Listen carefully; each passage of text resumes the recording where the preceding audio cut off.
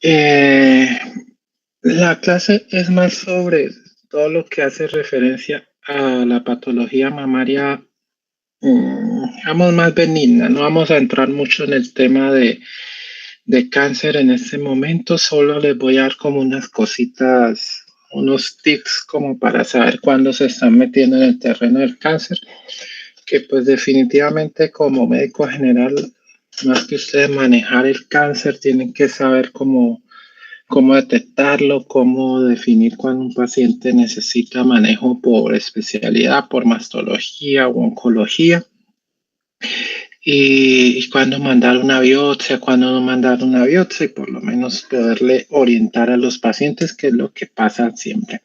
¿Por qué? Porque el primer punto y el sitio de entrada de toda la patología mamaria y el cáncer en general son ustedes como médicos generales. Ustedes son los primeros que ven al paciente antes de que llegue al especialista o al subespecialista. Los primeros que ven los pacientes son ustedes, y por eso es importante que tengan esto muy clarito.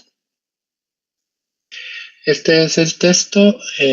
Casi que toda la charla pues está basada en este manual. Sí les recomiendo le tomen la fotico. Eso lo encuentran, está gratis en Google, y ahí está como todo lo que ustedes deben saber, al menos en el tema de abordaje temprano. Les dejo aquí esta referencia. Al final vuelvo y se las muestro para que tengan en cuenta, y el manualcito lo van a encontrar así, como manual de detección temprana de cáncer de mama. Es muy completo, muy fácil de leer, y ahí por lo menos aclaran todas las dudas. Pues arrancamos con la parte de anatomía. O sea, no olviden que la glándula mamaria es una glándula que tiene su localización a nivel torácico sobre el pectoral mayor, descansa allá básicamente, unida al pectoral por unas estructuras ligamentarias, los ligamentos suspensorios, ligamento de Cooper, que la mantienen fija. Pero lo más importante dentro de la mama es que la mama es una estructura mixta, es decir, dentro de la mama que tenemos un, un componente que es el componente.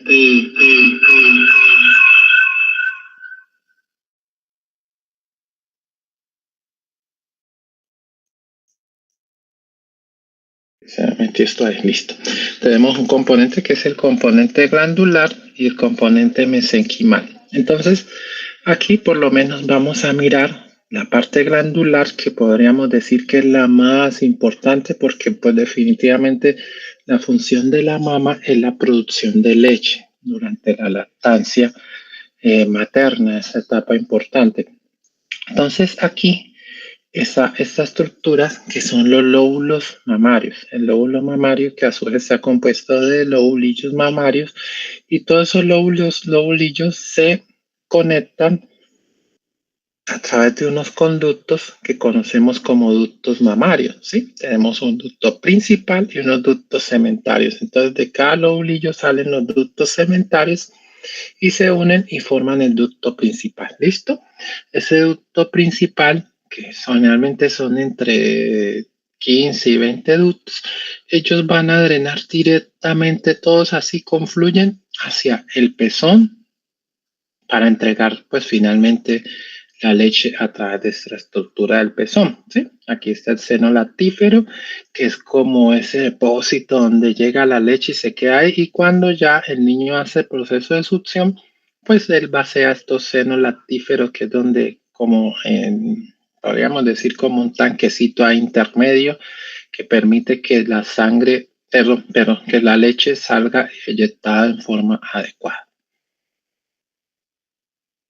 Entonces, ¿qué puede pasar con la mama y por qué se enferma? Claro, cada una de estas estructuras que conforman la mama, decimos esta parte mesenquimal, esta parte lobulillar y esta parte lobular, y además esta parte ductal, todas pueden tener alguna patología. Y todo esto vamos a encontrar que durante la evolución de la mama pues van a haber unos cambios que se consideran normales. Es como cuando nace uno, pues primero tiene una etapa infantil, luego viene una etapa de la pubertad, donde vamos a tener cambio de la voz, aparición de vello. Luego viene la etapa senil, donde nos salen las arruguitas, nos salen las canas y empezamos a torcernos la columna.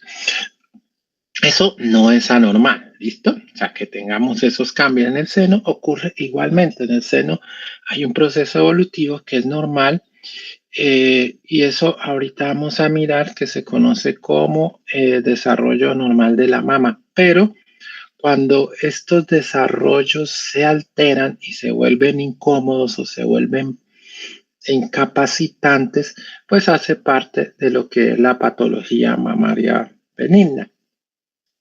¿Qué tipo de patologías podemos encontrar?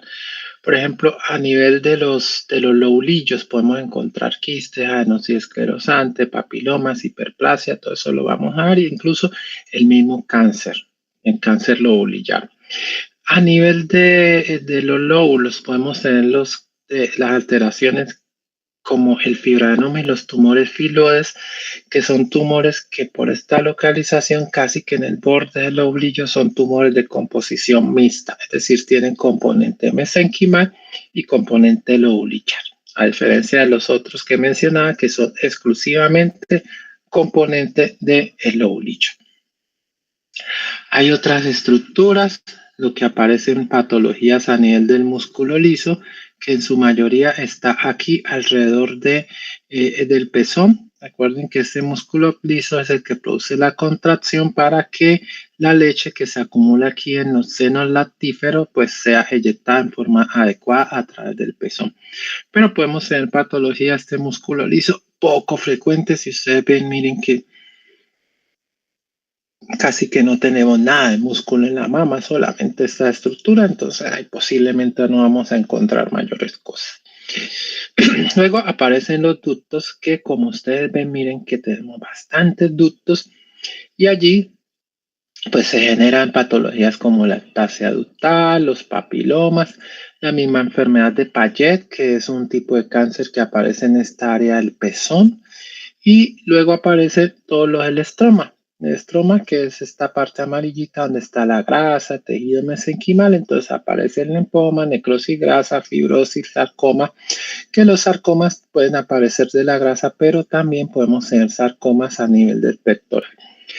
¿Qué tan frecuente es este tipo de patología? Pues realmente las más frecuentes son las que tenemos a nivel de la unidad lobulillar y las que tenemos a nivel de la parte ductal, que es lo que más hay en el seno. Si ustedes ven, lo más frecuente es lo de color verdecito y los conductos, entonces ya sabemos que ahí es donde vamos a tener la mayoría de la patología. Y esto es la clasificación.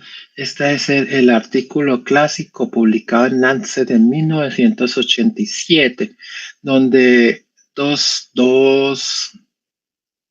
médicos, perdón, un médico patólogo y un estadista de la Universidad de Welsh, ellos tomaron, bueno, esto es lo que ya hablamos, no creo que voy a hablarles un poquito de esto, ahorita vamos a entrar en detalle, pero entonces estos son los cambios que aparecieron en esa publicación, en donde ellos empezaron a mirar cuáles eran las cosas normales del desarrollo cuando se consideraba una aberración. Aberración es que hay una alteración sin ser totalmente patológico y finalmente esa aberración termina en enfermedad.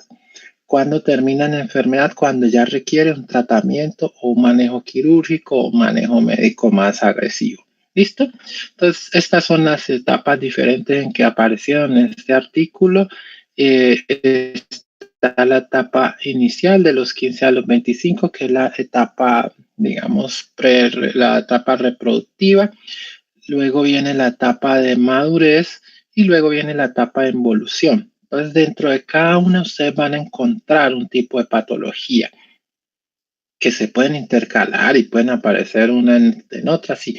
Pero hablando en términos de frecuencia, pues es más frecuente, por ejemplo, entre los 15 y los 25 años, ustedes tener estos como patología, el aumento de la mama, a lo que se llama gigantomastia, perdón, los fibroadenomas, los abscesos.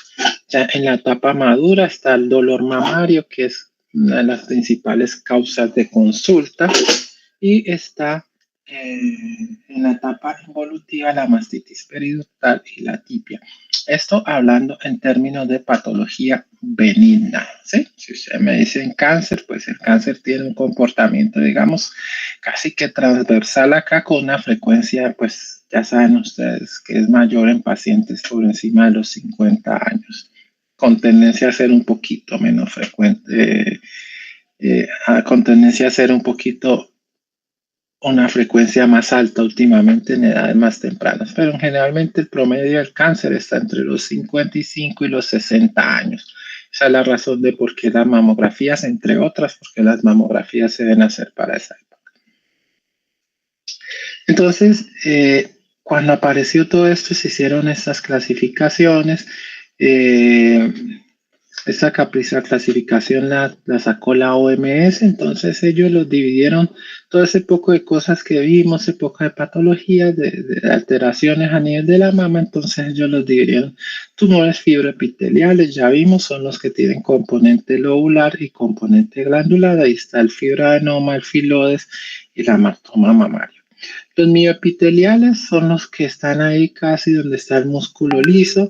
Estos son menos frecuentes, la adenosis mioepitelial, la miopiteliosis intraductal. Y los epiteliales son los que vamos a encontrar que se generan a nivel de la estructura lobular. Ahí vamos a tener estos, aquí están todos los papilomas y todas los adenomas que podemos encontrar, que son prácticamente alteraciones de esas células que están ahí alrededor del lóbulo mamario. Los mesenquimales, pues ya los vimos, son los que están ahí dependientes de la grasa, de todo el tejido estructural o de sostén. Entonces ahí vamos a tener, además de grasa, vamos a tener músculo nervioso, vamos a tener estructuras vasculares. Entonces aparecen todos estos tumores vasculares, lipomas, tumores neurales y los musculares que también hablábamos. Y los tumores del pezón, que es el adenoma del pezón. Y dentro de esos, pues aquí aparecería la enfermedad de Payet, que no la metemos aquí. ¿Por qué? Porque es una patología maligna, es un cáncer que ocurre a nivel del pezón. Y estos son los dos personajes que les comentaba anteriormente, Dupont y Page, que sacaron esa famosa clasificación de Dupont y Page. ¿Qué hicieron ellos? Ellos lo que miraron es cuál de estas patologías, de acuerdo a su frecuencia, era la más propensa o la más susceptible de convertirse en cáncer, y establecieron unos riesgos. Y eso fue muy importante. Este es el artículo que ellos publicaron allá en el año 85 en el New England Journal. Este es el estudio de ellos, lo hicieron en 3 hospitales.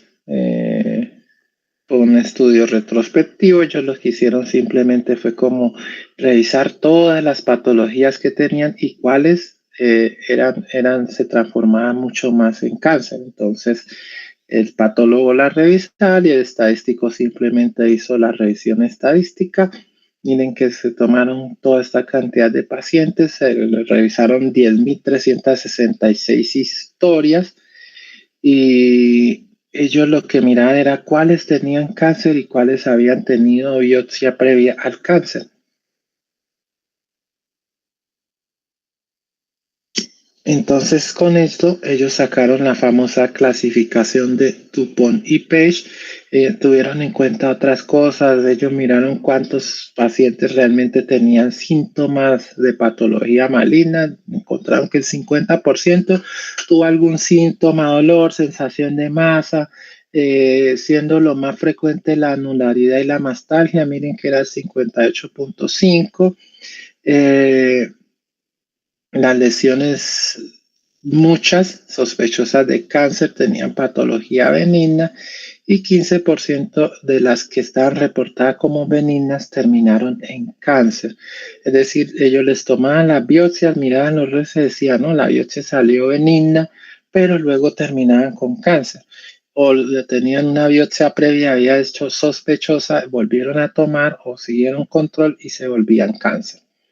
Entonces tomaron estos riesgos. Entonces ellos que decían, si tiene una lesión no proliferativa, que la metieron en este cajoncito, ellos encontraron que la posibilidad de que eso se volviera cáncer era casi que nada.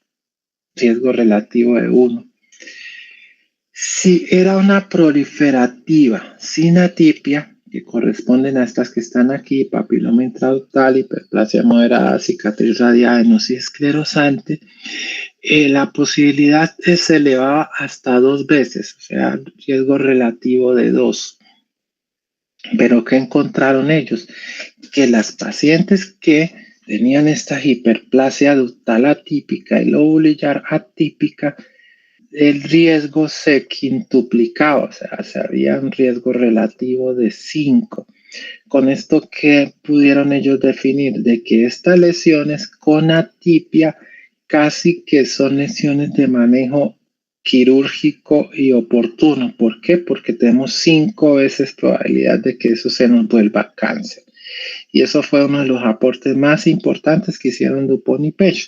Además, estas, por ejemplo, que son muy comunes, los quistes, los fibroadenomas, tejido mamario, ectasia ductal, metapalasia, miren que ninguna de esas se convirtió en cáncer después de haber revisado a 10,000 y pico de pacientes. Entonces, la probabilidad de que ustedes con una de estas lesiones tengan cáncer o se convierta en cáncer es casi que 0. Y estas tiene una probabilidad, pero sigue siendo una probabilidad baja, pero aquí podríamos decir que se nos pone la luz amarilla, acá en rojo y acá en verde. ¿Listo? Este es el artículo del 2005, parecido a lo que hizo Dupont y Page, hasta lo que ellos encontraron y lo que yo les hablo, verde, amarillo y rojo. ¿Cómo es el diagnóstico? ¿Cómo se debe evaluar una paciente con patología mamaria? Pues básicamente tenemos 3 cosas. Primero, la clínica. Ustedes, toda paciente con sintomatología mamaria, tienen que hacer una revisión clínica. Tienen que revisarla, tienen que palpar el seno, tienen que palpar las axilas. Y sin eso no se puede ir la paciente con síntoma mamario de su consultorio. ¿Listo? Que me da pena, que no quiero que me dan el seno, no. Si no se va a dejar ver el seno, mejor que ni les consulten. Pero todos los pacientes que les consulten, incluso con patología o síntomas mamarios, tienen que revisarla.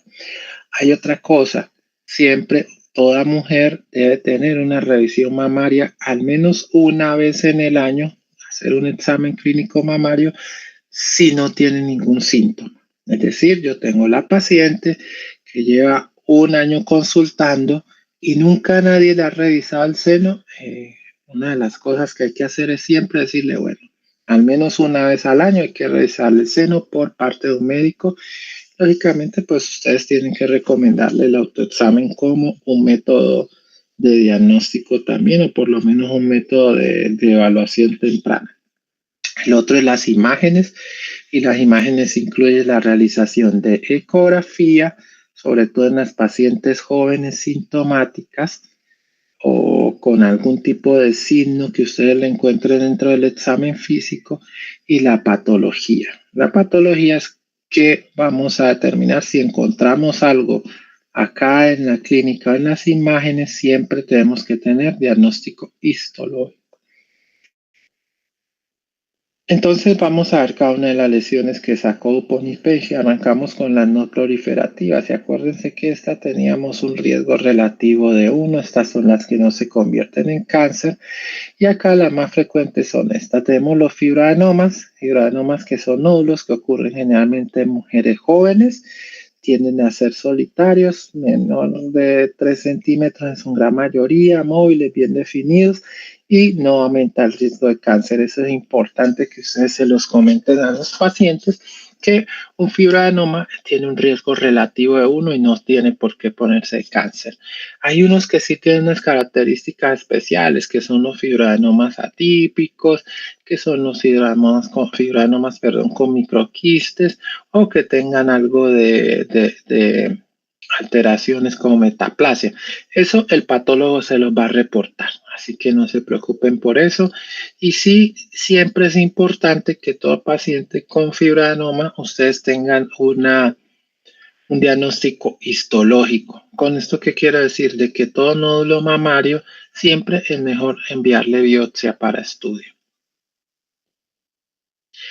La mamografía, se pueden ver los fibroadenomas, pero la mamografía tiene una desventaja en este caso, que no permite definir el carácter de benignidad o malignidad, simplemente les dice que ahí hay una lesión nodular.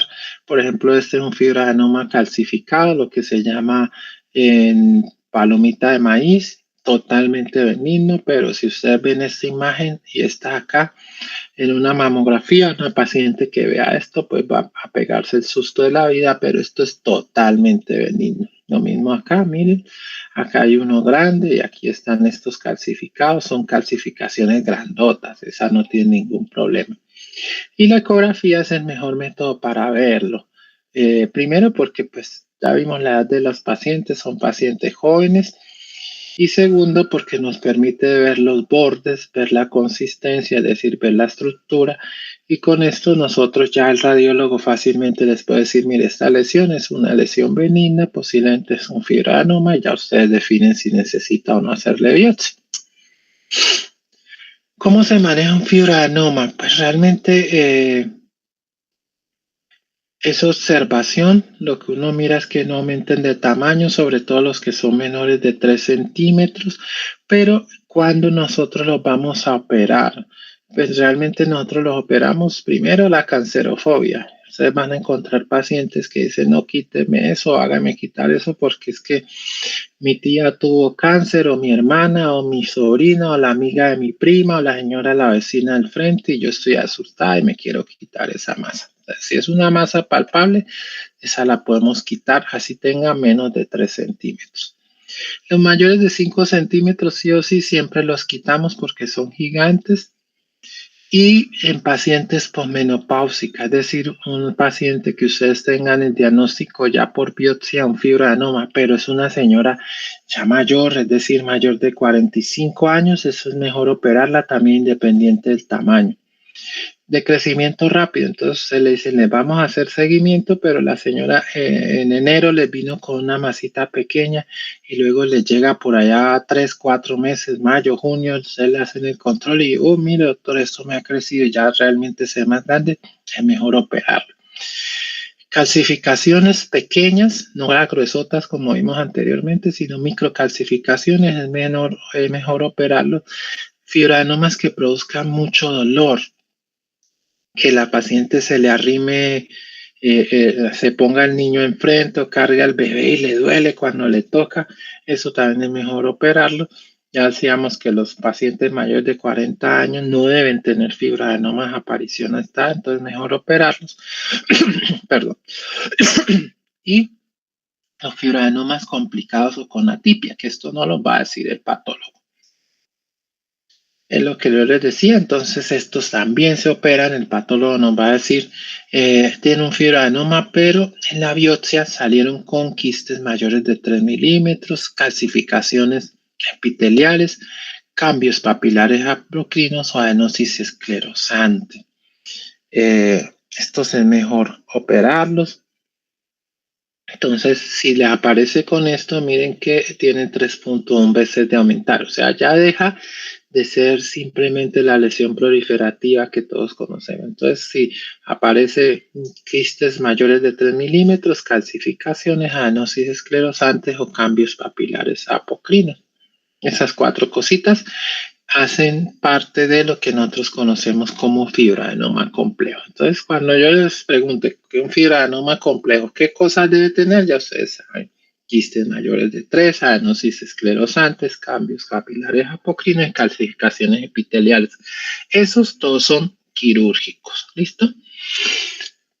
Que los hallazgos imagenológicos también, sí.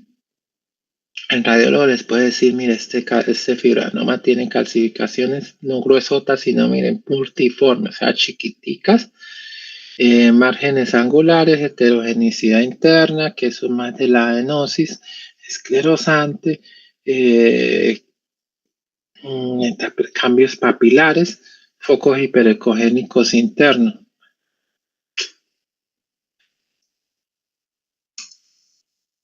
La otra patología son los quistes. Los quistes pues son los más frecuentes después de los fibranomas.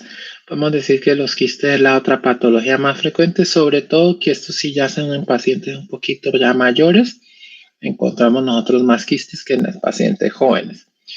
Esto es presencia de líquido en el interior de la mama. Esto es un líquido ahí encapsuladito.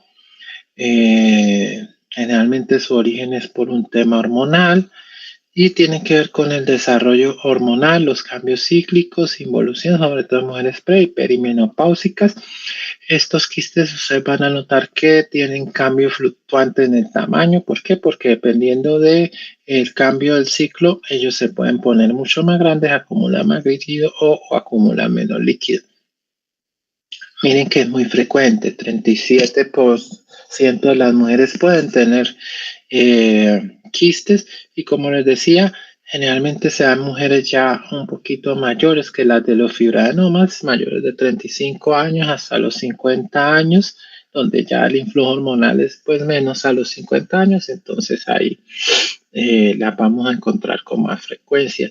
La utilización de anticonceptivos, eso nos está aumentando, sobre todo los de alta carga estrogénica, nos está aumentando la presencia de quistes. Miren que la terapia de reemplazo hormonal ya total es así, se asocia con quistes en un 66%. Eso de la terapia de reemplazo hormonal tienen que tener mucho cuidado. ¿Por qué? Porque eso aumenta la presencia de quistes y también de cáncer también. Se ha visto una asociación cuando lo utilizamos más de 5 años. Esa lo van a encontrar dentro del manual que les di. La mayoría son asintomáticos, son hallazgos incidentales. Cuando son muy grandes, sí pueden producir dolor. El dolor tiende a cambiar un poquito con la época en el ciclo menstrual en que se encuentren. Siempre el dolor se da como cuando ya viene la menstruación, aunque a veces puede estar durante todo el ciclo. ¿Qué es lo importante de los quistes? Y aquí sí vamos a parar un momentico. Los quistes, lo más importante es las características ecográficas. ¿Por qué? Porque los quistes se han subdividido. Los quistes, realmente, desde el punto de vista ecográfico, vamos a encontrar varios tipos de quistes.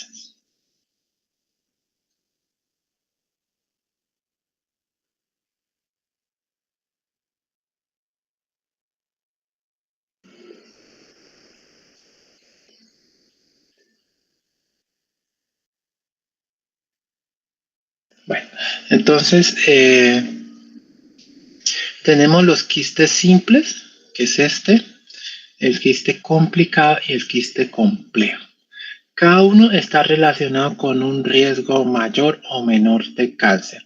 Este quiste simple corresponde a ese que le damos riesgo relativo de 1. Este no tiene nada de posibilidad de convertirse en el cáncer. Pero aparece este quiste complicado, que la palabra complicado un poquito a veces difícil, sobre todo cuando los pacientes leen en el informe de ecografía quiste complicado, creen que se complicó la cosa y no, son simplemente un tipo de quiste donde ya el contenido no es negrito, sino que tiene un contenido como con pepitas blancas, con un poco más imágenes ecogénicas en el interior, y este está asociado a posibilidad un poco más alta de cáncer. Hablando de riesgo relativo, hablaríamos más o menos entre 1.5 y 2. Esto, y luego aparece, el tercero, que es el quiste complejo. Y este es muy parecido al riesgo que tenemos nosotros en los pacientes de la tibia. Entonces, cuando aquí aparece o empieza a hacer mucho curso la famosa clasificación de BIRRAS, que anótenla también ahí, el BIRRAS, que es la clasificación radiológica. Ahora de pronto les doy otra diapositiva y miramos un poquito lo del BIRRAS, en donde se indica de que este quiste no tiene ningún problema, no es necesario hacerle biopsia ni seguimiento estrecho, pero este es un BIRRAS 3. Hay que hacerle un seguimiento más estrecho, o sea, hay que controlarlo mínimo a los 6 meses. Y este, el complejo que tiene un riesgo relativo más alto, hay que hacerle biopsia. ¿Cuál es la característica, por ejemplo, de este complejo? Que si ustedes ven, está el negrito, pero adentro tiene una masita, ¿sí? Generalmente esto se asocia a presencia de cáncer, incluso hasta en un 25%. Un 25% pueden tener cáncer ahí en ese tiempo. Y aquí están los riesgos de cáncer.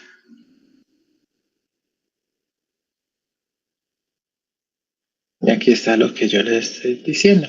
Entonces, el quiste simple no va a necesitar manejo.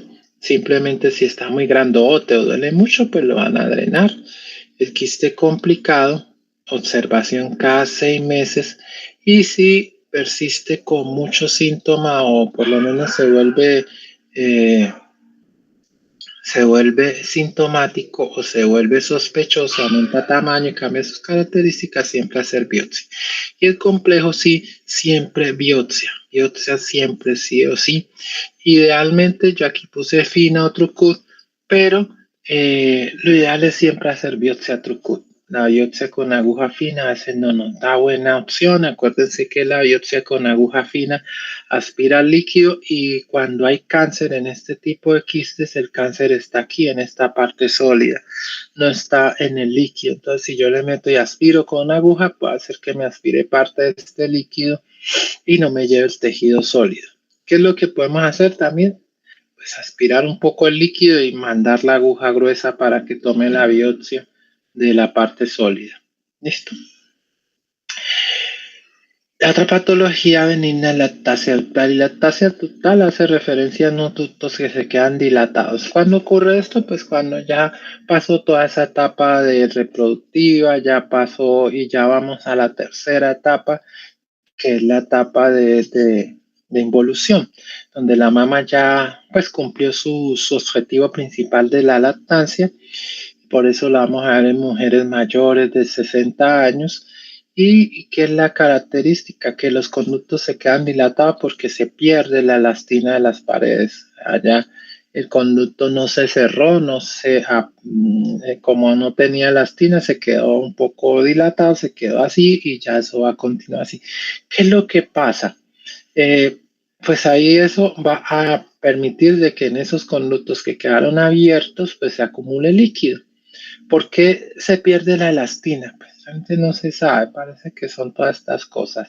El cigarrillo está muy relacionado con esto, las mujeres que fuman alteran, y ustedes pues si lo saben muy fácil, altera la parte del colágeno y pues lógicamente eso tiene que ver con elastinas, procesos inflamatorios, enfermedad autoinmune, bloqueo linfático, etcétera, etcétera, pero podemos decir que es algo multifactorial. Y la característica es la secreción por el pezón. ¿Cómo es la secreción?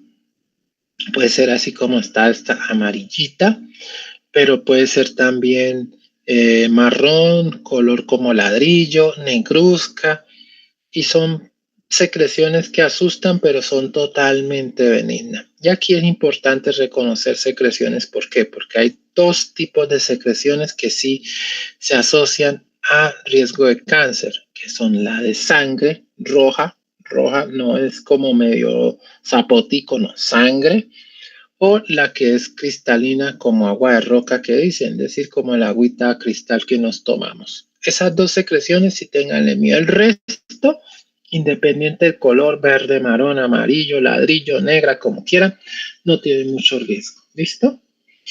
Miren lo que les hablaba del cigarrillo. El cigarrillo, por eso es importante recomendarle no utilizar cigarrillo a las mujeres. Y si ustedes fuman, pues procurar no fumar mucho porque el cigarrillo, además de que está relacionado con más de 20 tipos de cánceres, pues también está asociado con ese tipo de patología benigna. Entonces, pues son incómodas.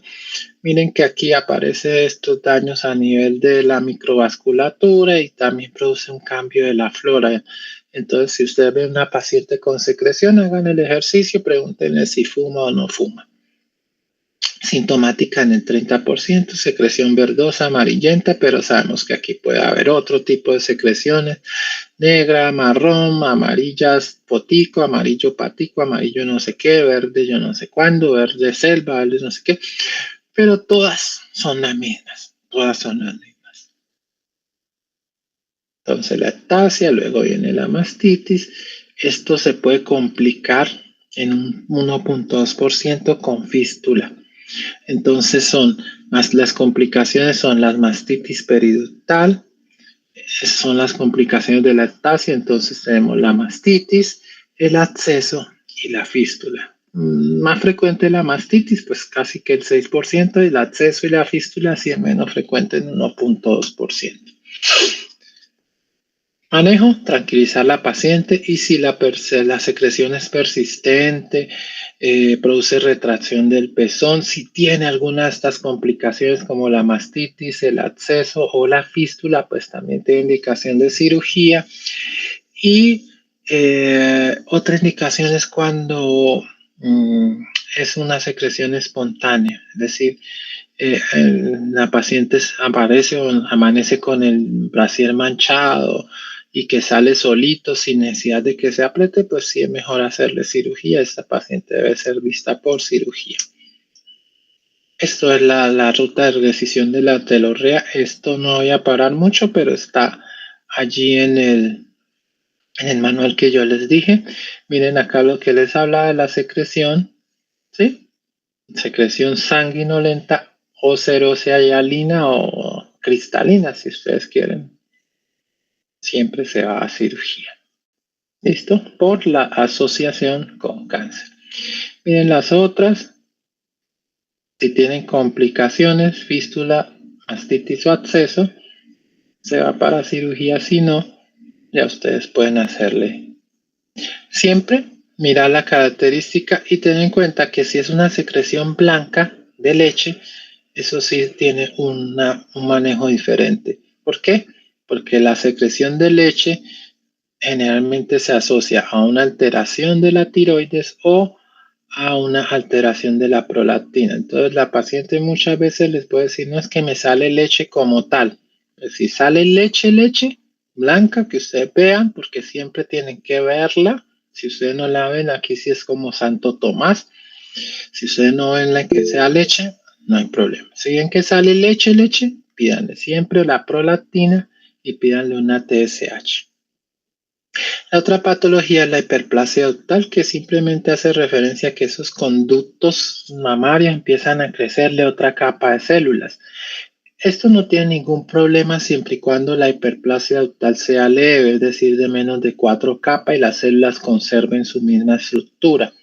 Cuando es mala, pues ahora que miremos cuando esto se vuelve atípica, es decir, que esta segunda fila que crece aquí o tercera o cuarta, o que salen mucho más de 4, es decir, 5 o 6 filas, pues ahí sí ya tenemos problema y casi siempre es quirúrgico. O cuando hay atipias, es decir, que esta célula acá ya es diferente a la acá y la acá y la acá, va alterando el núcleo. Entonces es lo que se llama hiperplasia ductal leve o atípica. Esta hiperplasia ductal leve, pues nada más le vamos a hacer seguimiento. Esto no es de manejo quirúrgico.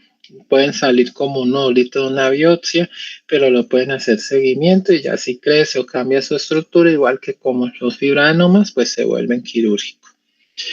El tumor filoide es filoide.